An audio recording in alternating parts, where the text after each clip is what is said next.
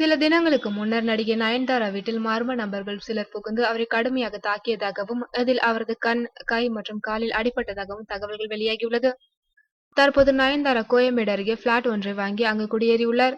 இந்நிலையில் சில தினங்களுக்கு முன்னர் நயன்தாராவிடம் ஒரு பெரிய நிறுவனத்திலிருந்து வருகிறோம் என்று கூறி மர்ம நபர்கள் சிலர் நயன்தாராவின் வீட்டிற்குள் புகுந்ததாகவும், பின்னர் அவர்கள் நயன்தாராவை சரமாரியாக தாக்கியதாகவும், இதில் அவரது கண், கை, காலில் பலத்த காயம் ஏற்பட்டுள்ளதாகவும் கூறப்படுகிறது. தற்போது அவர் வீட்டிற்குள்ளேயே சிகிச்சை பெற்று வருவதாகவும், தனியாக நடக்க முடியாமல் வாக்கிங் ஸ்டிக் வைத்து நடப்பதாகவும் உறுதிப்படாத தகவல்கள் வெளியாகியுள்ளன. நயன்தாராவை தாக்கியவர்கள் யார் என்று தெரியவில்லை.